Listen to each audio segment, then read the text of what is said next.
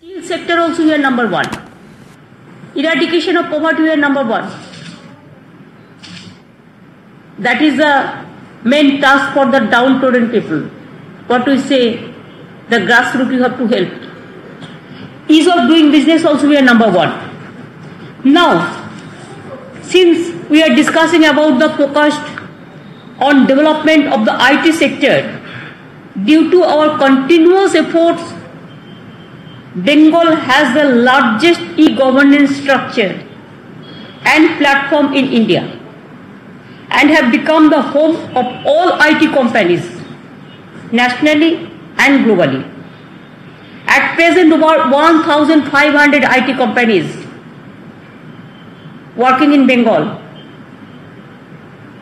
All the leading IT software companies like TCS, Wipro, Infosys, Cognizant, IBM, Ericsson, Capgemini, Tech Mahindra, Accenture, ITC Infotech, British Telecom, and so many IT sectors are working here.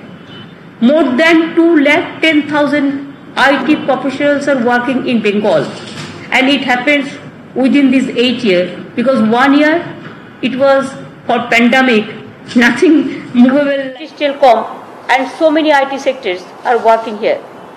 More than 210,000 IT professionals are working in Bengal, and it happens within these 8 years, because 1 year it was for pandemic, nothing movable like this, but within 8 years we have done all this, the achievement. Now if you see the company's growth, it is 133%. And if you see the export increased, it is 175%. Even Bengal Silicon Valley also we have started. It was a new iconic project of West Bengal government. First they asked us 100 acres of land. But after that, after few days, it is totally full. Now they ask another 100 acres of land for Silicon Valley phase 2. Even Reliance Corporate also they have started IT park there.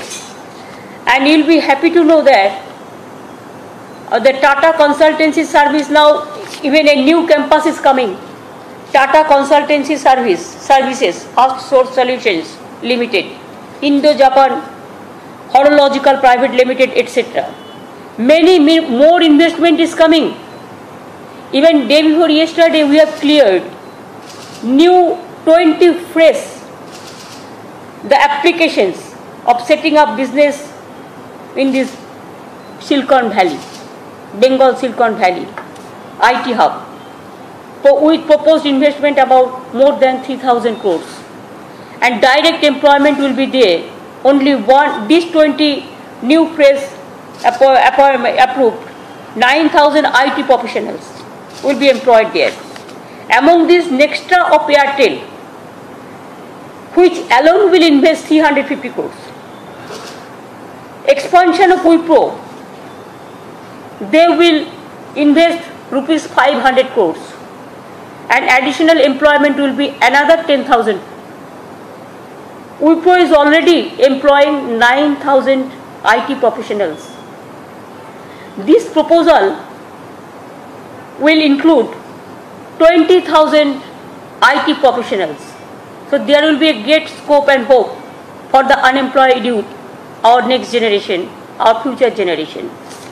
Now TCS, the largest IT company of India, today employs about 44,000 IT professionals in West Bengal. But total employment of TCS will go up 61,000, would be larger than their Bengaluru operation very soon.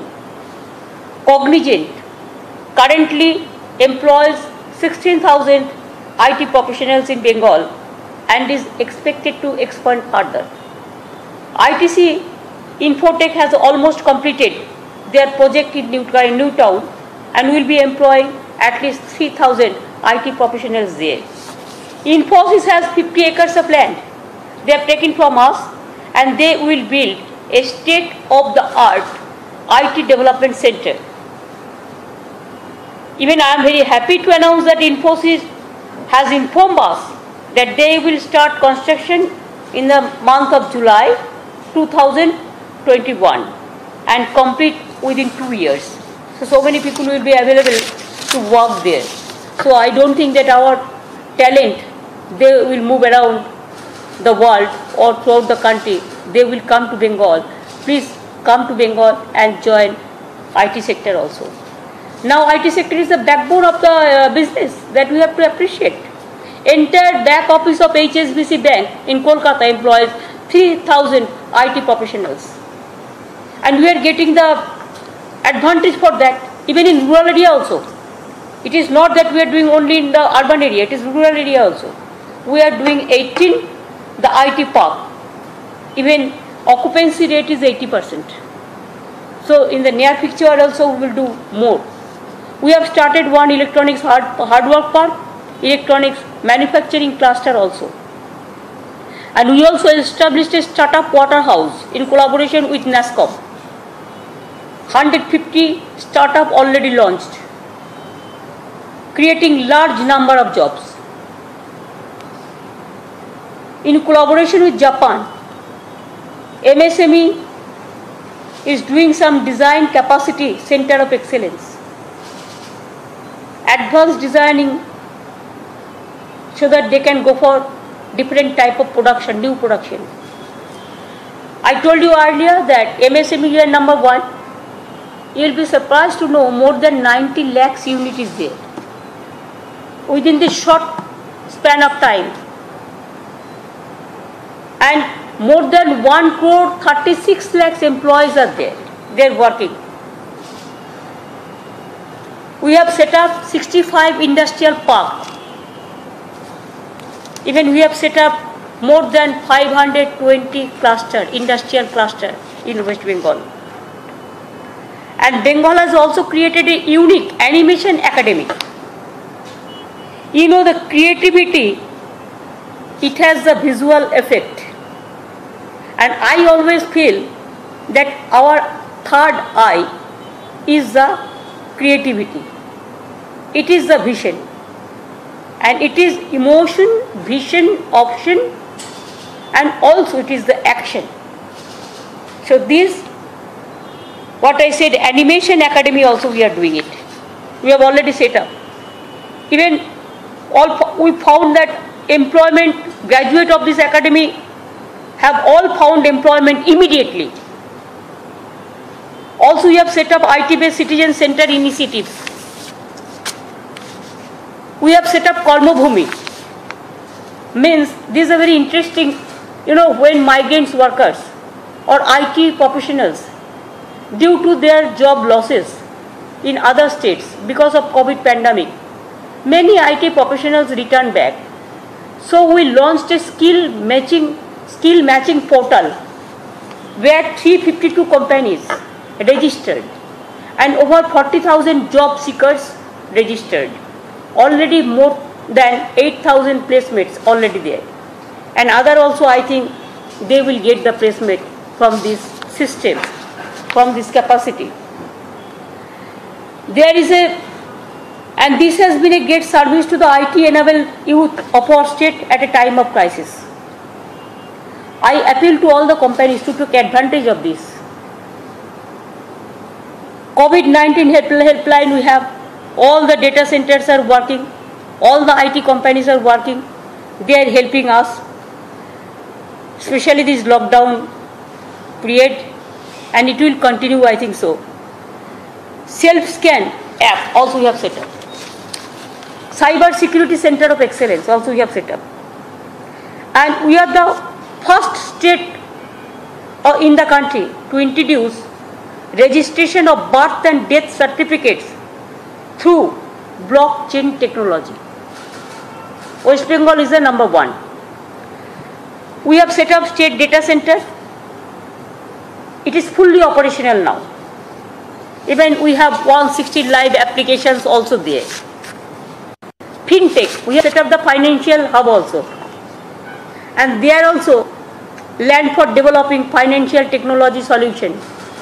FinTech hub also, New Town, we have set up. 26 leading banks and financial institutions have already taken place. National Insurance Company Corporation, they are about to complete their building. HFDC Bank also, regional office is coming up fast. State Bank also doing so many massive training from that new town itself.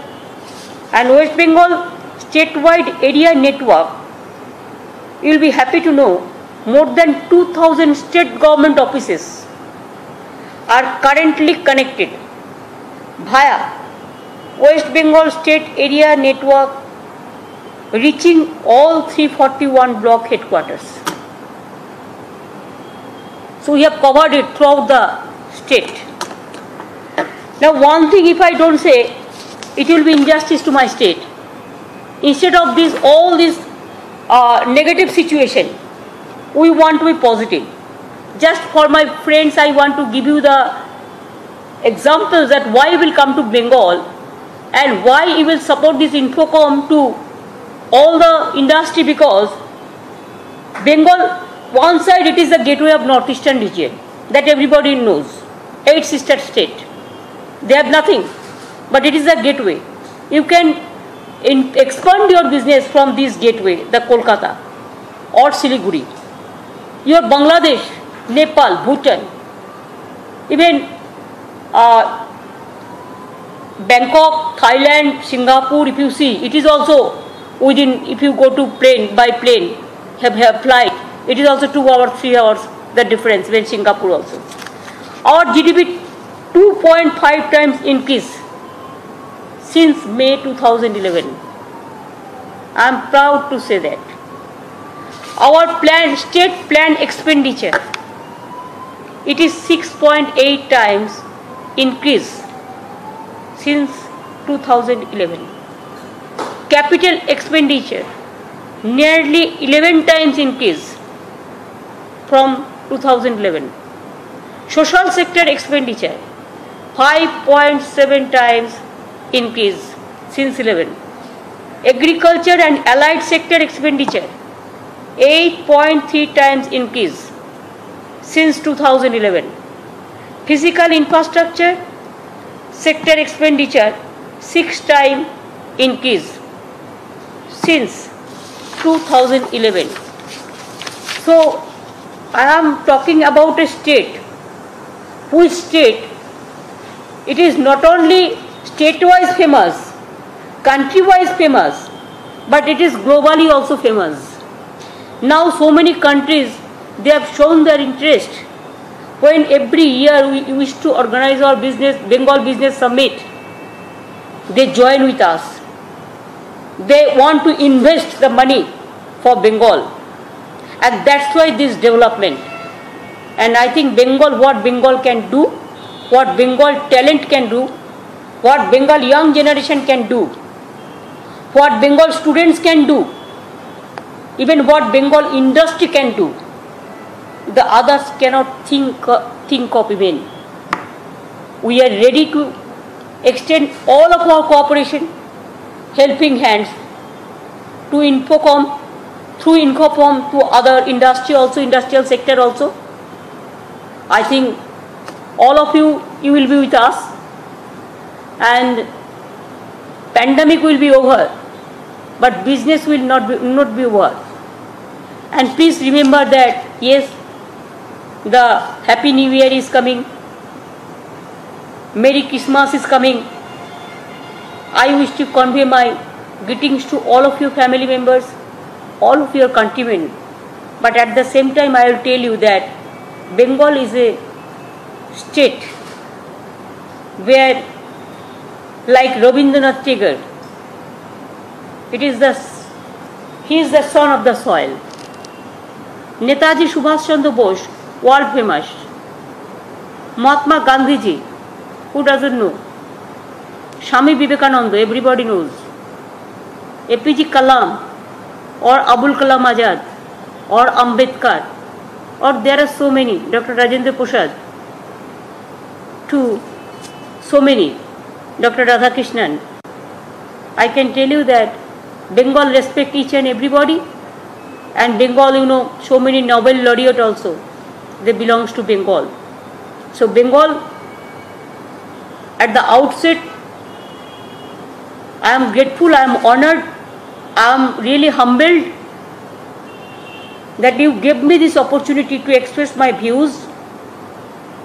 I am really interested for this IT sector. We have very much, we have the land, we have the asset, we have the policy, we have the system, we have the mechanism, everything. One window formula is also there. Synergy formula is also there. Through there we cleared all the proposal within a second. And we also we have the land bank also, land map also, land use policy also, power policy also, tourism policy also. And you know Bengal, we have the sea, we have the hill, we have the Bay of Bengal. There are so many important areas also covered. So if you invest in Bengal, I think Bengal can deliver the goods for my 8 sister favorite states, and also Bangladesh, Nepal, Bhutan, Sri Lanka and others, we can help. With these words, of course I will say, where the mind is without fear and the head is held high, where knowledge is free, where the world has not been broken up into fragments by narrow domestic walls. I will not speak into in details because I don't want to waste your time.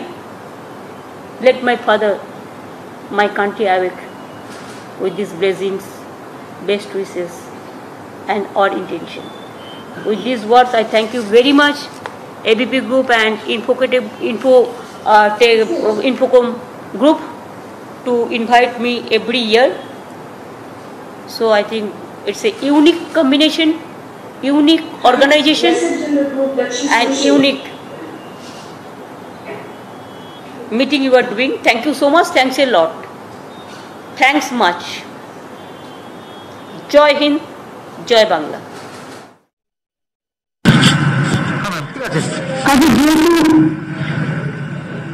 ফেডারেশনের আপনারা সকলে আমাকে একটা চিঠি দিয়েছিলেন গভর্নমেন্টকে ধন্যবাদ জানিয়ে, যে এই পরিস্থিতির মধ্যেও গভর্নমেন্ট যেভাবে কাজ করছে আমরা তা প্রশংসা করি, এবং যদি আপনার সময় হয় আমাদেরকে সুযোগ দেন তাহলে আমরা এটা ফিজিক্যালি গিয়ে বলে আসতে পারি। এবং সেই জন্যেই পার্থ চ্যাটার্জি আমাকে রিকোয়েস্টটা করেছিল আপনাদের চিঠি পাওয়ার পরে, চিঠিটা আমার কাছে এসেছিল, ওই চিঠি পাওয়ার পরেই আপনাদের আমি ডেকে নিয়েছি কথা বলবার জন্য। এবং আমি এক্ষুনি আমার chief secretary, finance secretary, home secretary ডাকলাম, কারণ তারাও জানতেন না যে মিটিংটা কি ব্যাপারে হচ্ছে বা কি ব্যাপারে। তো বলুন, আপনারা বলুন। হ্যাঁ বলুন, আপনারা কি। এই অতি মহামারীর সময় কোভিড-19 সিচুয়েশনে আজ পশ্চিমবঙ্গের সরকারি কর্মচারীরা অন্যান্য রাজ্যের কাছে দৃষ্টান্ত হয়ে গেছে। তাদের কারণ তাদের প্রিয় মুখ্যমন্ত্রী তাদের যেভাবে তাদের পরিবারকে কোভিড আক্রান্ত হলে সহায়তার হাত বাড়িয়ে দিয়েছেন, সেটা গোটা ভারতবর্ষের কাছে একটা দৃষ্টান্ত হয়েছে। এবং সরকারি কর্মচারীরা এই মুখ্যমন্ত্রীর ওপর যথেষ্ট আস্থা রাখে, ভরসা রাখে এবং নিরাপত্তা বোধ করে। আমরা আজকে মুখ্যমন্ত্রীর কাছে দেখা করতে চেয়েছি এই কারণেই, আমরা উনি যেভাবে সমাজের সমস্ত ক্ষেত্রে উৎসাহিত করছেন বাংলাকে বাঁচাতে, বাংলার কৃষ্টি, বাংলার সংস্কৃতিকে বাঁচাতে, আমরা সরকারি কর্মচারীরা মনে করি মুখ্যমন্ত্রীর কাছে আমরা অনুপ্রেরণা নিতে এসেছি। আমরা আগামী দিনে আরো কিভাবে কাজ করব, ব্লক লেভেলে বলুন, মহকুমা লেভেলে বলুন, জেলা লেভেলে বলুন, সেটা আমরা মুখ্যমন্ত্রীর কাছে শুনতে এসেছি। এবং তার সাথে সাথে তার সৈনিক হিসাবে সরকারি কর্মচারীরা কাজ করতে চায়, কারণ তিনি আমাদের শিখিয়েছেন। আমাদের পরিবারের কাছে আজকে আমরা গর্বের সঙ্গে কাজ করছি, পরিবার সম্মান বোধ করছে, পাড়ায় সম্মান পাচ্ছে সরকারি কর্মচারীরা। মুখ্যমন্ত্রী মমতা ব্যানার্জি যেভাবে সামাজিক দায়বদ্ধতা আমাদের শিখিয়ে যেভাবে মানুষের জন্য কাজ করছেন, এবং সরকারি কর্মচারীরা কাজ করতে পারছেন, তার আরো একটা কারণ আছে। আগে 34 বছর ধরে সরকারি কর্মচারীদের কাজ করার কোনো স্কিমও ছিল না, বা কোন রকম জনকল্যাণমূলক কোনো কাজের এও ছিল না। আমাদের মুখ্যমন্ত্রী যেভাবে কন্যাশ্রী থেকে সবুজশ্রী, রূপশ্রী বিভিন্ন ধরনের কর্মসূচি নিয়েছেন, সেটা আজকে ভারতবর্ষ নয় আন্তর্জাতিক ক্ষেত্রে স্বীকৃতি পেয়েছে। আজকে এই কাজে আমাদের যে ইনভলভ করিয়েছেন, সেই উৎসাহে সরকারি কর্মচারী সত্যি মুখ্যমন্ত্রীকে ধন্যবাদ জানাতে চায়। পাশাপাশি আরেকটা ব্যাপারেও ধন্যবাদ জানাতে চাই এই কারণেই যে 2011 সালের পর তিনি এই আর্থিক অবস্থার মধ্যে যেভাবে সরকারি কর্মচারীদের পাশে থেকেছেন, এবং তিনি আর্থিক অবস্থার সামান্যতম উন্নতি হলেও তিনি সঙ্গে সঙ্গে ডিএ ডিক্লেয়ার করেছেন সময়, এবং যেটা পারেননি তিনি বলে দিয়েছেন যে আমি এইটা পাচ্ছি না। আজকে ভাবুন তো আপনারা, আজকে যে পে কমিশন মুখ্যমন্ত্রী মমতা ব্যানার্জি দিয়েছেন, সেই পে কমিশন ভারতবর্ষের যে কোনো রাজ্যের কাছে ঈর্ষার কারণ হবে। 2.57 ভাবা যায়? সরকারি কর্মচারীদের স্বাস্থ্য সেবা যেগুলো ভাবুন, সরকারি কর্মচারীরা এতদিন ভাবতেই পারেনি এত বড় বড় নার্সিংহোম, এত বড় বড় হসপিটালে গিয়ে এই ধরনের তার পরিবার তারা পরিষেবা পাবে। তাই আমরা আজকে সত্যি বলতে কি আমাদের কোনো দাবি নেই। আমরা জানি দাবি মুখ্যমন্ত্রী মমতা ব্যানার্জি মেটাতে পারলে তিনি যতটা খুশি হবেন, সরকারি কর্মচারীরা অতটা খুশি হবেন না। তিনি আমাদের দিয়ে দিতে পারলে যতটা খুশি হন, সরকারি কর্মচারীরা অতটা আনন্দিত হন না। তাই আমাদের ভরসা আছে, আস্থা আছে। আমরা আরো বেশিভাবে আগামী 2021-এ আমাদের এই প্রিয় মুখ্যমন্ত্রীকে বসিয়ে বাংলার নিরাপত্তা সুনিশ্চিত করতে চাই, বাংলায় সরকারি কর্মচারীদের নিরাপত্তা আমরা সুনিশ্চিত করতে চাই। ধন্যবাদ। দিব্যেন্দু রায়, কনভেনার, পশ্চিমবঙ্গ রাজ্য সরকারি কর্মচারী ফেডারেশন। আর কেউ বলবেন?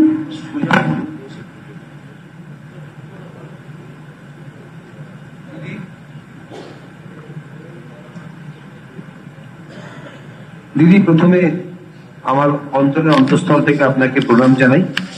আমাদের মাননীয় আধিকারিকবৃন্দ রয়েছেন, দিদি রয়েছেন, সম্মানীয় মন্ত্রী, আমাদের অগ্রজ পথপ্রদর্শক পার্থ চ্যাটার্জি, ডক্টর পার্থ চ্যাটার্জি আছেন। প্রথমত এই কোভিড সিচুয়েশনের মধ্যেও আপনি আমাদের সময় দিয়েছেন, সেজন্য আমরা স্বাভাবিকভাবেই কৃতজ্ঞ। এবং আমাদের সরকারি কর্মচারীদের তাদের যে আমাদের যে অনেক যে উত্তরণ হয়েছে সেটা আমার মাতৃপ্রতিম বন্ধু বলেছেন, আমি সেই নিয়ে বিষয় বলতে চাই না। শুধু একটা জিনিস বলতে চাইবো, আমার দীর্ঘ রাজনৈতিক জীবনে এবং সরকারি কর্মচারী জীবনেও আমি আজ পর্যন্ত আমার দেখা নেই যে কোথাও এমন একটা কর্মসূচি হয় যে সাধারণত সরকারের কাছে মানুষকে যেতে হয়, কিন্তু আপনি দুয়ারে সরকার বলে যে প্রোগ্রামটা করেছেন, সেই প্রোগ্রামটাকে কুর্নিশ না জানিয়ে পারা যায় না। এবং সেক্ষেত্রে আপনি যদি মনে করেন এই দুয়ারে সরকারে করার জন্য আমাদের সরকারি কর্মচারীরা যেমন কাজ করছেন, সেখানে যদি আপনি বলেন যে আমাদের আরো রিসোর্স বাড়াতে হবে, আরো কর্মচারীকে এমপ্লয় করতে হবে এবং যাতে সাধারণ মানুষ পরিষেবাগুলো আরো দ্রুত পাচ্ছেন, আরো দ্রুততর হয়, সেক্ষেত্রে আপনার যদি কোনো নির্দেশ থাকে সেই নির্দেশ আমরা গ্রহণ করতে এসেছি এবং সানন্দে গ্রহণ করব। আর সরকারি ক্ষেত্রে আমি জানি আপনি যেটা বলছিলেন 55,000 কোটি টাকা দেনা এবং বিভিন্ন খাতে টাকা আমাদের দেওয়া হয় না, রাজ্য সরকারকে বঞ্চনা করা হয়। সেক্ষেত্রে যদি আমাদের মাননীয় আধিকারিকবৃন্দ এবং ডিপার্টমেন্ট থেকে আপনারা যেভাবে বলবেন, আমরা যে পরিশ্রম করছি দরকার হলে পরিশ্রমটাকে আরো বাড়িয়ে দেবো, কিন্তু আমাদের সরকারের মুখটাকে আরো উজ্জ্বল করতে হবে এবং সমস্ত নাগরিকদের যেমন আপনি স্বাস্থ্যসাথী, খাদ্যসাথীর মাধ্যমে কভার করেছেন, যে কোনো কর্মসূচির ক্ষেত্রে আমরা সবের অগ্রণী ভূমিকা নিতে চাই ফেডারেশনের একজন কর্মী হিসেবে। এবং সেই জন্য আপনি যে নির্দেশ আজকে দেবেন সেই নির্দেশকে মাথার পেতে শিরোধার্য করে সেই পথে আমরা এগিয়ে যাব। আপনাকে আবারও প্রণাম এবং ধন্যবাদ জানিয়ে এবং আমার ফেডারেশনের বন্ধুদের অভিনন্দন জানিয়ে আমার কথা শেষ করলাম। জয় হিন্দ, বন্দে মাতরম। Thank you. আপনি বলতে চেয়েছিলেন? দিদি বলবো? হ্যাঁ দিদি, আমি বিশ্বজিৎ সাই, পূর্ব বর্ধমান থেকে এসেছি। আমরা পশ্চিমবঙ্গ রাজ্য সরকারি কর্মচারী ফেডারেশন থেকে আজকে কোনো দাবি নিয়ে আপনার কাছে আসেনি। বর্তমান সিচুয়েশনে আমাদের অনেক দাবি থাকলো, আপনি এই অবস্থায় আপনার পক্ষে যেটা সম্ভব সেটা করবেন, কিন্তু বাংলার মানুষের স্বার্থে 2021-এ আপনাকে আবার আমরা পুনঃপ্রতিষ্ঠিত করতেই হবে আপনার সরকারকে। আমাদের সাংগঠনিক কিছু ত্রুটি প্রার্থী আছেন, রাজ্য কমিটি সহ জেলা কমিটিগুলোকে দ্রুত অনুমোদন দিয়ে আপনি আমাদেরকে নির্দেশ দিন যে কিভাবে আপনার সরকারকে আমরা 2021-এ পুনঃপ্রতিষ্ঠিত করবার জন্য আমরা ময়দানে নামবো, তাতে জীবনের ঝুঁকি নিয়েও আমরা রাজি আছি। ধন্যবাদ। দিদি, মাঝখানে একটু কথা বলুন। হ্যাঁ পার্থদা, আপনি এটা 15 দিনের মধ্যে করে আমাকে লিস্ট দেবেন এবং আমি প্রত্যেকের ফোন নাম্বার এবং নাম, ফোন নাম্বার এবং কে কোথায় কাজ করে তার ডিটেলস চাই, কারণ তখন আমিও সারপ্রাইজ ফোন দিতে পারি। দিদি, একটা কথা বলুন। একমাত্র বাঁকুড়া জেলাতে আমরা জেলা প্রেসিডেন্টের উপস্থিতিতে ফেডারেশনের কমিটি তৈরি করতে পেরেছি, তার প্রেসিডেন্ট এসছে এবং এত সুন্দরভাবে তারা কোঅর্ডিনেট করে কাজ করছে, সরকারি কাজগুলো মানুষের দাঁড়ে দাঁড়ে ব্লক লেভেলে, মহকুমা লেভেলে এগিয়ে যাচ্ছে। সুতরাং বাকি জেলাগুলোর কমিটিগুলো আমাদের প্রায় তৈরি, আমরা জেলা প্রেসিডেন্টের সাথে কোঅর্ডিনেট করেই সবাইকে নিয়ে করছি। সেগুলোর অনুমোদনটা খুব জোরাল। না দিব্যেন্দু, প্রায় তৈরি বললে হবে না, ওগুলো আমাদেরকে দিয়ে দাও। হ্যাঁ, আমি দিয়ে দিচ্ছি এক করে, কিন্তু এটা করতে ইমিডিয়েট 7 দিনের মধ্যে করে আমায় দিন প্লিজ, ডোন্ট ডিলে। না আমি বলে দিই। দিদি, বাঁকুড়াতে যে কমিটির প্রেসিডেন্ট হয়েছে, যদি না করে ডিলে করে তাহলে আমার অফিসে এখানে নবান্ন চিঠি হ্যান্ড ওভার করে দিয়ে যাবেন, অথবা আমার বাড়িতে আমি নিজে দিয়ে যাবো। না আমি ডিলে করার কি আছে, ওরা দিলে তার সঙ্গে বাধ্যতা করছে, সব জেলায় বসে ডিলে করবো কেন? ও তো মাথা 1000 ঘন্টা কাজ না, ওদের সঙ্গে উনার নির্দেশেই আমরা করেছি। উনি তারপর বক্সিরা দুজনের উনার বিশেষ করে নির্দেশেই আমরা করেছি। আচ্ছা, এই বাঁকুড়া জেলা প্রেসিডেন্ট একটু সুব্রত যদি দিদি একটু বলে কিছু। বলুন। ও নতুন জেলা প্রেসিডেন্ট হয়েছে, একমাত্র জেলা যেটা গঠন হয়েছে, একমাত্র জেলা। নমস্কার দিদি, ধন্যবাদ। আজকে যেটা আপনাকে সবচেয়ে বেশি ধন্যবাদ জানাই যে এই প্রথম আমরা, আমার চাকরি জীবন যদিও 10 বছরের, কিন্তু এই প্রথম আমি দেখলাম, আমার বাবা চাকরি করতেন, তা আমি প্রথম দেখলাম একজন মুখ্যমন্ত্রী যিনি আমাদের সরকারি কর্মচারীদেরকে এইভাবে একটা জায়গায় এনে এরকম আলোচনায় বসিয়েছেন, মানে এত সুন্দর একটা ঘরোয়া পরিবেশ, এবং আপনি যে আমাদের একটা ফ্যামিলির মধ্যে ভেবেছেন, এর জন্য আপনাকে শতকোটি আমাদের নমস্কার। এবং আমরা অন্য কিছু দাবা আমরা চাই না, জানি আপনি আমাদের কথা যা ভাবেন অন্য কোনো মুখ্যমন্ত্রী হয়তো ভাববেন না। আপনার কাছে একটাই অনুরোধ, আপনি এই যে পূর্ব বর্ধমানে যিনি বললেন, আপনি যত তাড়াতাড়ি পারেন আমাদের এই রাজ্য কমিটি এবং জেলা কমিটিগুলো তৈরি করে আরো যে বাকি জেলাগুলো আছে আমাদেরকে কি নির্দেশ দেন আপনি, আমরা সেই নির্দেশই মাথা পেতে নিয়ে মানুষের কাছে পৌঁছে যাব। সরকারি প্রকল্পগুলো যাতে মানুষ বুঝতে পারে যে আমাদের দিদির কি প্রকল্প, আর আমরা সরকারি কর্মচারীরা ওনার ওই প্রকল্পগুলি রূপায়ণ করার জন্য কিভাবে এগিয়ে চলেছি, এবং বিভিন্ন সামাজিক কাজ আমরা কিভাবে মানুষের কাছে পৌঁছে দেবো, এই নির্দেশ আমরা যদিও করছি একে একে। আমাদের এই কোভিড সিচুয়েশনে আমরা একটা কাজ করুন, আপনার সাথে আরো দুজনকে নিন যারা চিঠিপত্রগুলো দেখে আপনাকে ডে টু ডে করবে। এটা আপনি ওম প্রকাশ আর তাপস রায়কে নিয়ে নিন। হ্যাঁ আমি করছি, আপনারা তো অনেক কাজে ইনভলভ থাকেন। না না, সরকারি কর্মচারীটা একদম নির্দিষ্ট করে করা আছে। আচ্ছা ঠিক আছে, দেখে নিন। ঠিক আছে, আমি আপনাদের কাছে একটা রিকোয়েস্ট করি, আজকে আপনারা যেমন রাজ্য সরকারি কর্মচারীরা আমার আছেন, আমরা গর্বিত আপনাদের নিয়ে। ইভেন আপনারা কোভিড মহামারী হোক, দুয়ারে সরকার হোক, ডেঙ্গু হোক, ম্যালেরিয়া হোক, গ্রিন অ্যান্ড ক্লিন প্রজেক্ট হোক, কন্যাশ্রী হোক, শিক্ষাশ্রী হোক, সবুজ সাথী হোক, যেভাবে আপনারা করেন, আপনারা না করলে তো আমাদের এই কৃতিত্ব হতে পারে না। এবং আজকে যে বিরোধী দলই বিরোধিতা করে গালাগালি দিক না কেন, দেখেছেন অনেকে এটা নিয়ে সার্ভে করে রিভিউ করে বলেছে ল অ্যান্ড অর্ডারে বেঙ্গল ফার্স্ট, ডেভেলপমেন্ট প্রজেক্টে বেঙ্গল ফার্স্ট, গুড গভর্নেন্স। সুতরাং হিংসা করা একটা জিনিস, রাজনীতি করা একটা জিনিস, আর পারফরমেন্সটা করা আর একটা জিনিস, এটা মাথায় রাখতে হবে। আমি মনে করি আপনাদেরও একটা সলিডারিটি, আপনারা যখন আজকে এখানে আমার রাজ্য সরকারি কর্মচারীরা এসছেন, আপনারা আমাদের গর্ব, আপনাদেরও একটা সলিডারিটি এক্সটেন্ড করতে আমি বলবো। আজকে আপনারা যখন এখানে রেস্ট অ্যাসিওর যে আপনাদের কারো চাকরি যাবে না, আমি আজ পর্যন্ত কারো চাকরি খাইনি। ইভেন আমার সাথে যারা বিরোধিতাও করে এসছে চিরকাল আমি করিনি, উপরন্ত আমরা তাদের আরো অ্যাডভান্টেজ দিয়েছি। আমি এমনকি কন্ট্রাকচুয়াল যাদের তাদের 60 বছর করে দিয়েছি, এমনকি যার পাওয়ার উপযুক্ত নয় তা সত্ত্বেও আফটার রিটায়ারমেন্ট 3 লাখ টাকা পাবে সেটাও করে দিয়েছি। আপনারা রিসেন্ট দেখেছেন আমাদের আশা ICDS এ সিভিক এর ওদেরও মাইনে বেড়েছে এই পরিস্থিতির মধ্যেও। কিন্তু আজকে জানেন তো, আমাদেরই ভাই বোনেরা অনেক ঘরে, কেউ রেলে কাজ করে, কেউ কোল ইন্ডিয়ায় কাজ করে, কেউ BSNL এ কাজ করে, কেউ মনে রাখবেন এয়ার ইন্ডিয়ায় কাজ করে, কেউ সেলে কাজ করে। আজকে তাদের পরিস্থিতি আপনারা জানেন, যে কোনো সময় তাদের ইনস্টিটিউশনটা বন্ধ হয়ে যেতে পারে। BSNL এ তো 70% লোককে BRS দিয়ে দিয়েছে, বা মানে বন্ধই করে দিয়েছে প্রায় জোরজার করে। ডিফেন্সে অর্ডিন্যান্স ফ্যাক্টরিতেও হাত পড়ে গেছে। তো আজ যদি কোল ইন্ডিয়া চলে যায়, আজ যদি কোল ইন্ডিয়ার কর্মচারীদের অফিসারদের ভবিষ্যৎ না থাকে, ব্যাংক মার্জারের নাম করে ব্যাংক, দেখুন আমার এখানে আমার একটা দুটো শিক ইন্ডাস্ট্রি ছিল, আমি মার্জার করে আমি গভর্নমেন্টের চাকরি দিয়েছি, তারা যেটা চেয়েছে নিয়ারেস্ট। আমি উদাহরণস্বরূপ আপনাদের দিতে পারি, আমি কাউকে আজ পর্যন্ত চাকরি খাইনি, বরঞ্চ আমরা চেষ্টা করে দিয়েছি। কিন্তু এই যে ধরুন সেল বলুন, কোল বলুন, রেল বলুন, এয়ার ইন্ডিয়া বলুন, BSNL বলুন, ডিফেন্স বলুন, এই জায়গাগুলো খুব ইম্পর্টেন্ট। এদের কিন্তু আজকে এরা খুব ইনসিকিউরড, যে কোনো দিন তাদের চাকরি কেড়ে নিচ্ছে। জাস্ট বন্ধ, বাড়ি চলে যাও, এইরকম একটা পরিস্থিতির মধ্যে কৃষকরা একদিকে রাস্তায়, আর শ্রমিকরা মুখ বুঝে কথা বলতে পারে না। আপনারা দেখেছেন যখন কোভিড হয়েছে, এমনকি মাইগ্রেন্ট ওয়ার্কাররা যখন বিভিন্ন জায়গা থেকে এসছেন ছুটে, আমাদের সরকার 300 ট্রেনের ভাড়া দিয়েছে, গভর্নমেন্ট অফ ইন্ডিয়া একটা ট্রেনের ভাড়া পর্যন্ত দেয়নি। 300 ট্রেন আমরা ভাড়া করেছি, আমার 33 থেকে 40 কোটি টাকা লেগেছে, তার মধ্যে হাজার হাজার বাস ভাড়া করেও দিয়েছি। রাজস্থান থেকে স্টুডেন্টরা আটকে ছিল, তাদের 5,000 টাকা করে, 5,000 কত করেছিল, 5 কোটি টাকা দিয়ে বাস ভাড়া করেও নিয়ে এসেছি। তীর্থস্থানে গিয়ে আটকে ছিল, ভেলোরে ওষুধ দেখাতে গিয়ে আটকে ছিল, সেখানে ভেলোরে থাকার ব্যবস্থা করে দিয়েছি হোটেলে, সেটা হয়তো আপনারা সবাই জানেন না। আর আমাদের এখানে প্রবলেম হচ্ছে কি, বিজেপি মিডিয়াকে যা বলে দেয় মিডিয়া তাই করে। ওখান থেকে বলে দেওয়া হয় আজ সকালে এই নিউজটা যাবে, এই নিউজটা যাবে, ওই নিউজটা যাবে না, ওই নিউজটা যাবে না।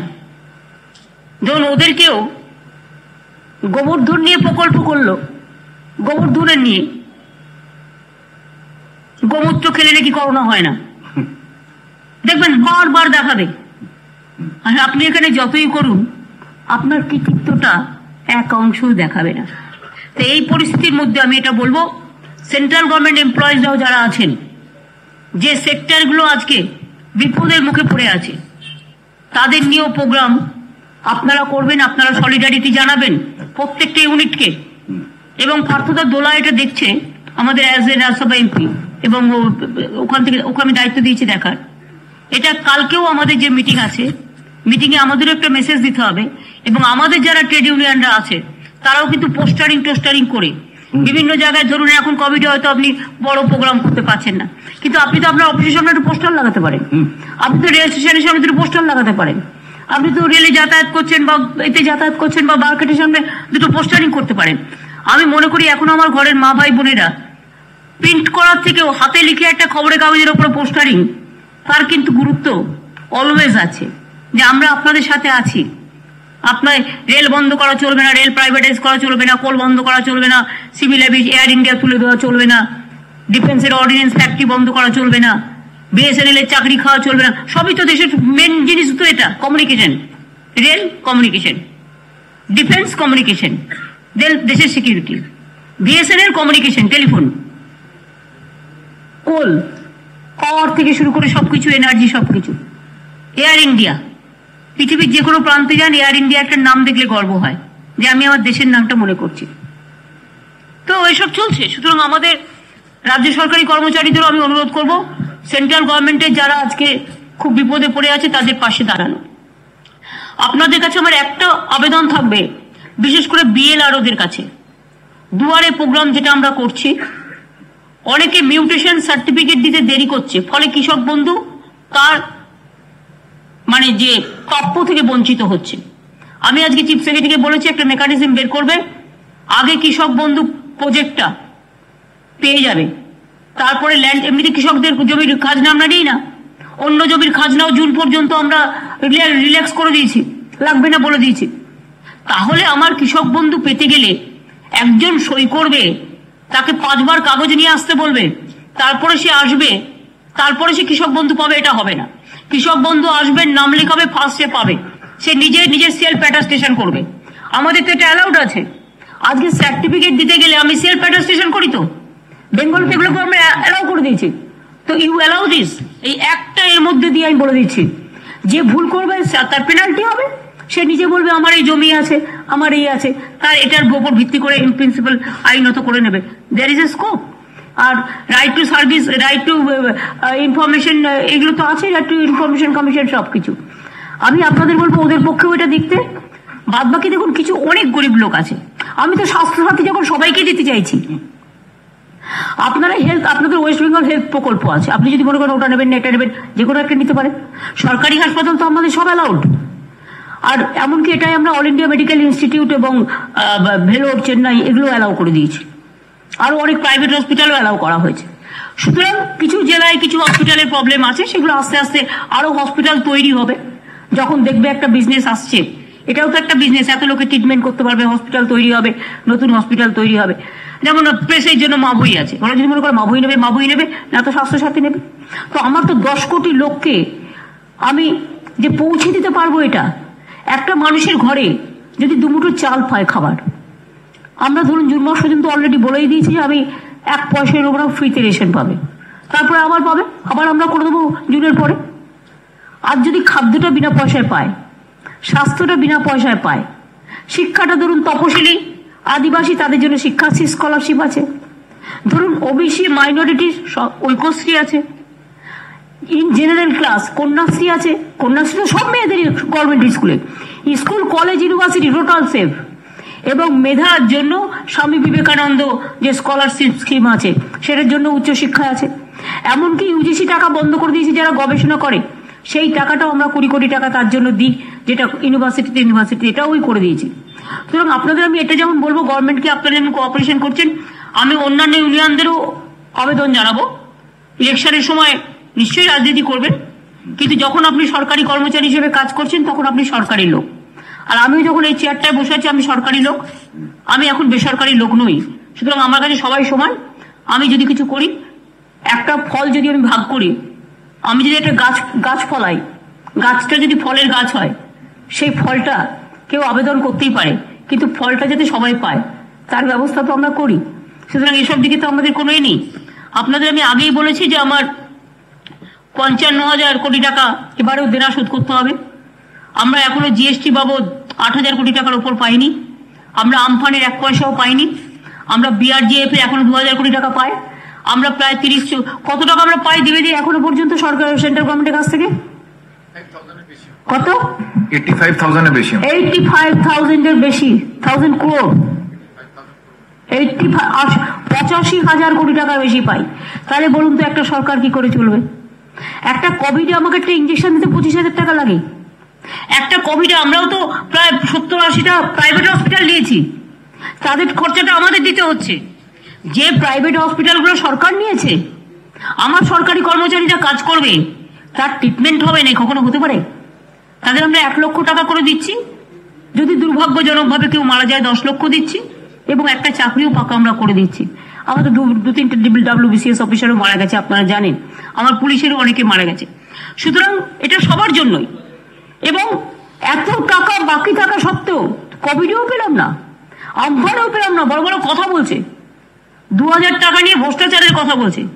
আর যেখানে লক্ষ লক্ষ হাজার হাজার কোটি টাকা PM কেয়ার্স এর নামে তুলে কাউকে কোনো কিছু দেওয়া হলো না, মানুষ পেল না কিছু, শুধু বঞ্চনা পেলাম, লাঞ্ছনা পেলাম, অসম্মান পেলাম, তাদের কাছে বড় বড় কথা বললে ভালো লাগে না।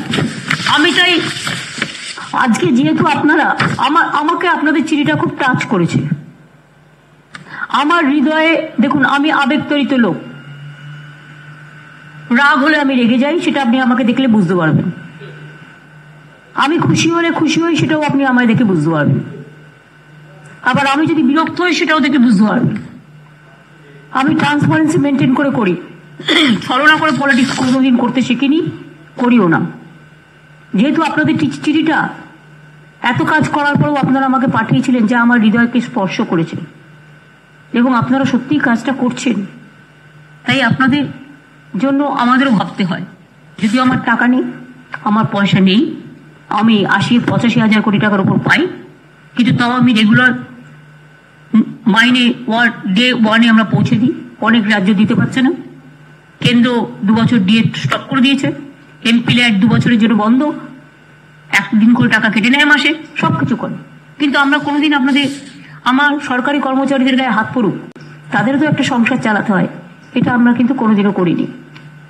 তাই আপনাদের এই চিঠিটা আমাকে টাচ করেছে, এবং আমি অনেক কষ্ট করে আমি কথা বলে, অমিতদা অসুস্থ, অমিতদার সাথে আমি কথা বলতে পারিনি, অমিতদা যাতে আমাকে ভুল না বোঝেন, কিন্তু আমি যখন আপনাদের সাথে মিলিত হই, আপনারাও আমাকে কিছু সাজেশন দেন। আমারও হৃদয় যদি কখনো কখনো আবেগে আপ্লুত হয়ে যদি আমি কিছু করতে পারি, আমি নিজেকে কৃতার্থ মনে করি। আগেও আপনারা আমাকে বলেছিলেন আমি পে কমিশন করে 14,000 কোটি টাকা এর জন্য আমাদের বছরে বেশি লাগবে, সেটাও আমরা যেমন করে দিয়েছি। আমি ছোট্ট একটু কথার মধ্যে বলে দিই, আপনাদের প্রতি বছর জানুয়ারি মাসে আমরা একটা ডিএ তো দিই, আমার ক্ষমতা থাক বা না থাক, যেখান থেকেই হোক জোগাড় করব। এইবার জানুয়ারিতেও আপনারা 3% ডিএ পাবেন এই পরিস্থিতির মধ্যে, এটা আপনাদের কাছে আমি ঘোষণা করলাম। আপনারা ভালো করে কাজ করুন, সুস্থ থাকুন, সুন্দর থাকুন, শরীরের যত্ন নিন। আর আমি আর একটা ঘোষণা করবো, যেহেতু প্রেস আছে, আমার চিফ সেক্রেটারি এরা এই কাজ, চিফ সেক্রেটারি, ফাইন্যান্স সেক্রেটারি এবং হোম সেক্রেটারি আছে, তাই তাদের সামনে বলবো, প্রাইভেট ল্যাবে কোভিড টেস্ট করতে এখন RT-PCR এর টেস্ট প্রচুর 1250 টাকার মতো লাগে। আগে আরো বেশি নিত, 2,500-3,000, এটা আমরা কমিয়ে দিয়েছিলাম 1250 প্রাইভেট হসপিটালে। আজকে আমরা এটাকে আরো কমাতে চাই, যাতে লোকে টেস্টটা করতে পারে। এটা আমরা 950 টাকা করে দিলাম প্রাইভেট হসপিটালের জন্য। তাতে কি হলো, পাবলিকের একটা কোনো হসপিটালে গিয়ে করতে গেল তার তো একটা সুবিধে, গভর্নমেন্ট হসপিটাল তো হয়। আচ্ছা, এটা প্রায় RT-PCR টেস্টে 950 কোটি টাকার বেশি নেওয়া যাবে না। আর একটা আমার মনে হয় আজকে যেটা পার্থদা আপনাদের স্কুল, পড়াশুনো, কলেজ, ইউনিভার্সিটি সবাই সাফার করছে। এবং আমি আজকে সংবাদপত্রে দেখেছি আপনাদের এক্সপার্টস কমিটি জুন মাসে রেকমেন্ড করেছে ফর মাধ্যমিক পরীক্ষা, উচ্চ মাধ্যমিক পরীক্ষা, আমি কাগজে দেখেছি। তাই রেকমেন্ড আমরা আলাপ আলোচনা চালাচ্ছেন এখনো, ঠিক আছে। আমি তাও মনে করি যে যারা ক্লাস 9-এ পড়ে আমরা একটা সবুজ সাথী সাইকেল দিই। ক্লাস 5 থেকে শিডিউল কাস্ট, শিডিউল ট্রাইব যারা তারা শিক্ষা স্কলারশিপ পায়। ক্লাস 8 থেকে একেবারে ইউনিভার্সিটি লেভেল পর্যন্ত কন্যাশ্রী 1, 2, 3 গভর্নমেন্ট হসপিটাল, গভর্নমেন্ট স্কুলের, কলেজের, ইউনিভার্সিটি সব মেয়েরা পায়। এখানে কোনো ডিসক্রিমিনেশন নেই, ইন জেনারেল কাস্ট থেকে শুরু করে অল কাস্ট। 9-এ যেহেতু আমরা সাইকেলটা দিই, কিছু বাকি আছে এবছর দেওয়া প্যান্ডামিকের জন্য, সেটা জানুয়ারির মধ্যে আমরা দিয়ে দেবো। বা 9-এ যারা উঠবে, নেক্সট ইয়ারে 10-এ উঠবে, তারাও পেয়ে যাবে। সাইকেলটা দেওয়া মানে তাদের একটা গ্রিন অ্যান্ড ক্লিন প্রজেক্ট, স্কুলে যাওয়া ড্রপ আউট রেট কমানো, এবং তারা যেতে পারছে স্কুল পর্যন্ত। সুতরাং এইটা 9টা দিলে আমার 9, 10, 11, 12টা কভার হয়ে যায়। এবং সেই জন্য আমি ভেবেছি যেটা আজকে তো বেশিরভাগ ছেলে মেয়েকে অনলাইনে পড়াশোনা করতে হচ্ছে, কিন্তু এমন অনেক পরিবার আছে যার কাছে একটা ট্যাব নেই, একটা কম্পিউটার নেই, এবং তাদের কাছে একটা ফোন পর্যন্ত নেই যে সে অনলাইন ক্লাসটাকে ফলো করবে।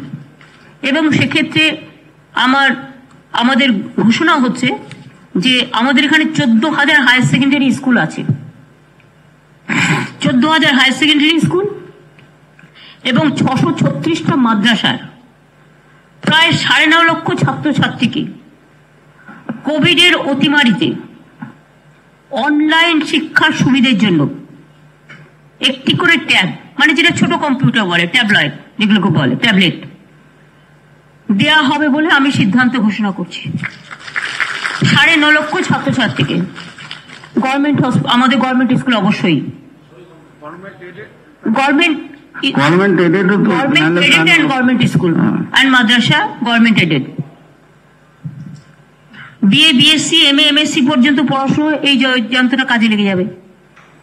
এবং 12 ক্লাসটা তার পরীক্ষার আগে সে পেয়ে গেলে জানুয়ারি ফেব্রুয়ারির মধ্যে, চেষ্টা করছি আমরা তাড়াতাড়ি জোগাড় করা। টেন্ডার তো করতে হবে, টেন্ডার করে তারপরে প্রায়োরিটি অনুযায়ী করতে হবে, সেটা দেখে নেবে টেকনিক্যাল এক্সপার্টরা। কিন্তু কথা হচ্ছে আইন মেনেই করবে।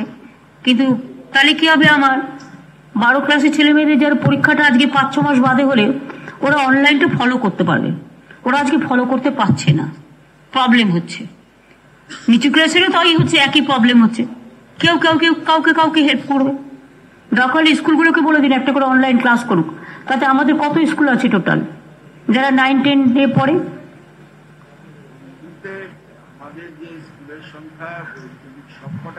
আমি সেকেন্ডারি বলছি।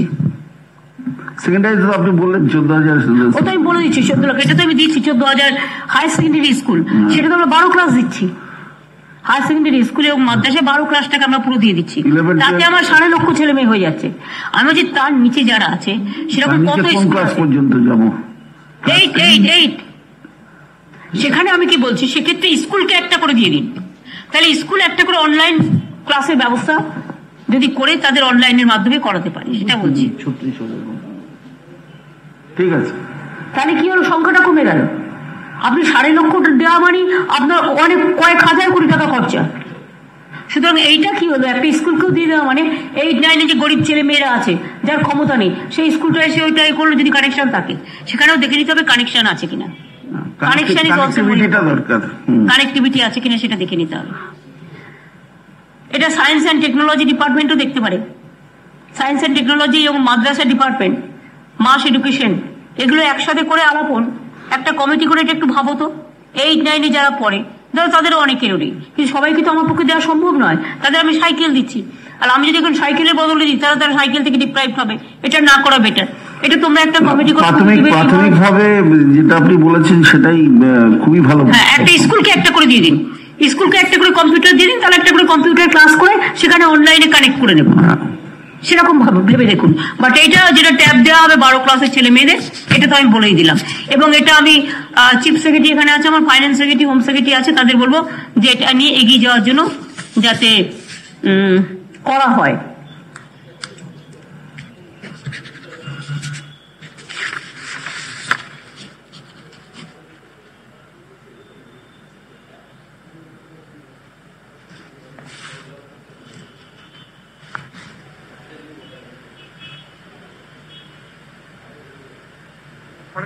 হ্যাঁ, ঠিক আছে, দেখে নিচ্ছি।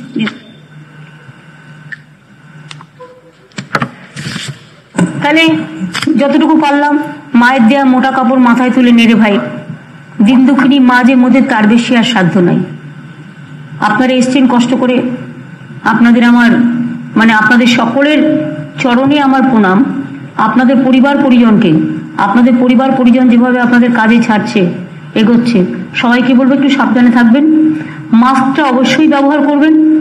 মাস্ক ব্যবহার, যদি বেশি ভিড়ে যাবেন না, সম্ভবত গেলে 2টো মাস্ক ব্যবহার করবেন। আর যে কোনো জায়গায় ধরুন আমরা কি করি, আমাদের সব হট করে বসে পড়ি, কিন্তু যেখানে বসে পড়লাম সেখানে আরো 50 জন লোক বসে পড়েছে। হয়তো ট্রেনে আপনি একটা সিটে বসছেন, সেখানে তো আরো 50 জন বসে পড়েছে। কিছুটা নিজের সেফটি, নিজে একটা হাতে কাগজ করে বা একটা কাপড়, ছোট করে একটা কাপড় তোয়ালের মতো নিয়ে যাবেন। ওই তোয়ালেটা কেচে নিয়ে যাবেন বাড়ি থেকে, ওখানে বসবেন, যাওয়ার সময় বাড়িতে গিয়ে ওটা আবার কেচে দেবেন।